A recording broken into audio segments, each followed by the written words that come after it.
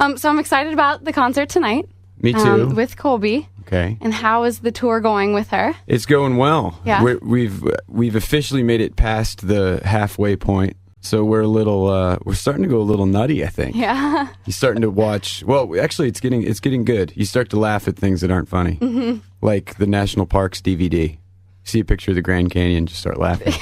Hey, look how big that hole is in the ground. That's funny. Cool. But yeah, no, it's going really well. Good. And her fans are really receptive and the shows have been really, really great, and it seems to be a good musical match. Yeah. So the shows are just kind of are somewhat seamless and they're fun. Yeah. Well, I'm excited, like I said. All right. So the new album. Yes. I love it. Sound the alarm. Yes, love it. Has a lot of musical variety. A lot of different songs, and I love that. What was your creative process when you were writing? I mean, do the melodies come to you first, or do lyrics come to you first? That's a good question. Yeah. A lot of people ask that. Like, for me, usually it's a bit of both. I have had songs that have started out as a sort of poem. Yeah. And it becomes a song later. But that's pretty rare. Yeah. It's actually really tough to do that. Usually it's kind of all at once. With music, there's a thing where the sound of certain words, sounds good in a certain spot. So it's tough to kind of do it in reverse. Yeah.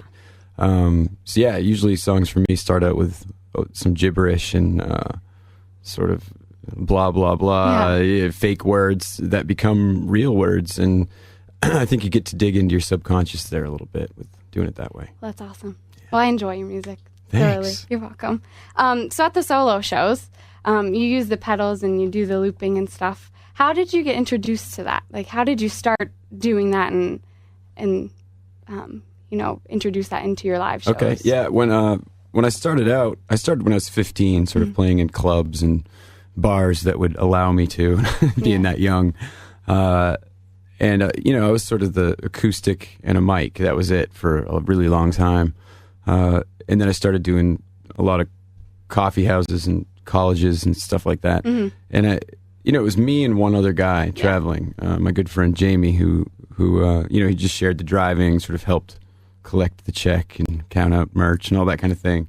But we didn't have a sound guy, so that was the first thing I did was get a delay pedal to sort of get a little extra pizzazz on the vocals, and I could control sort of how it sounded from on stage. Then we ran into this guy, Joseph Arthur, who I sort of credit for giving me the idea to kind of start doing that. There's been a lot of people that have done it over the years, but we did a show with him in Philadelphia, and I did my set, and then we sort of hung around and had some coffee and watched him play, and I was pretty floored. It was pretty ethereal. He did a lot of loop sampling.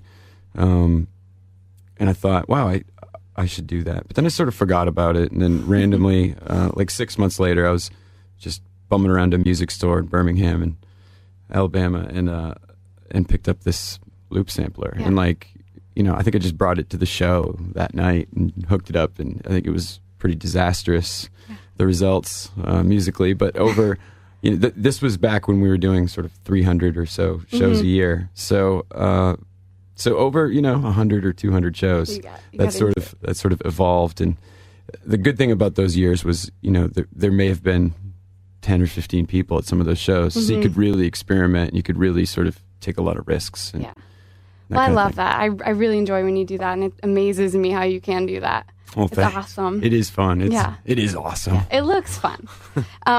Okay, so besides Colbie, who would you love to tour with, dead or alive? Oh, wow. Yeah. The Beatles. Yeah. That'd be pretty cool. That would be awesome. Except, but then the sound system wouldn't be very good. They used to play through, just amps like we have on stage, no PA. I don't know. I can't even imagine. You couldn't even hear them, when you went to their show. Well, I've never been to show. I don't know. That's a good one. Maybe, it would be cool to tour with, Frank Sinatra, That would be cool. I'm sure you'd have some good stories. Oh, yeah, at least from that tour.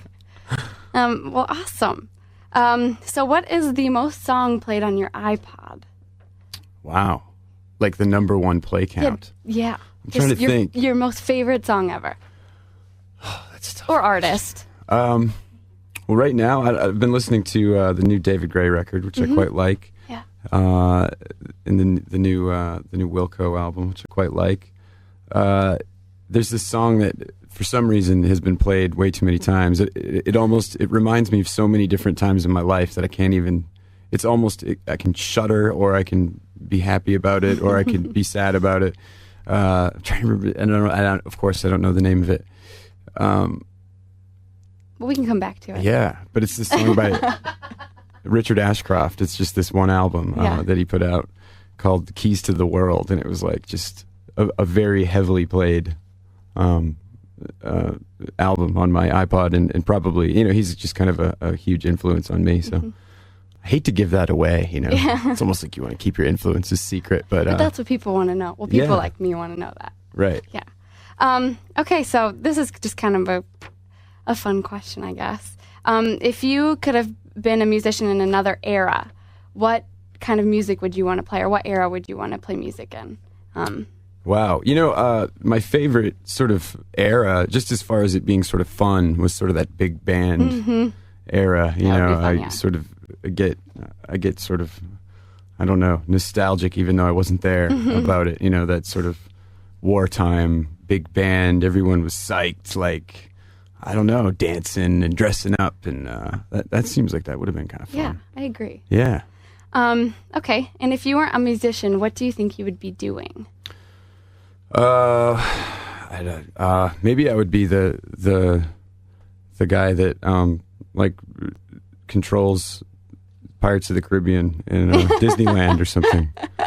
Or I'd dress up as a pirate and sort of like when people. That would be a fun job. That would be kind of good. Or I could dress up as Donald Duck or something. Yeah. Cool. Yeah. Okay, now this is just my last question. Can you give us a hint to what your next single is going to be? Next single? Yes. Well, I don't know, actually. What would you want it to be? There's a few favorites on the album. One of the ones we've been playing every night off the new album is it's called "No Longer What You Require," which is kind of a good it's a good breakup song. Yeah, I really like that song. Just puts the knife in and twists it. That one would be a good choice. I think "Longest Night" sort of has a whatever sort of signature, I guess, that we have on the radio, that would sort of carry on the Collide tradition a bit, I suppose. Yeah. All the strings and sort of stuff like that. But I'm not good at picking the singles. Yeah. So Yeah. I just show up. Well, any song would be amazing in my opinion. Oh, thanks. You're welcome.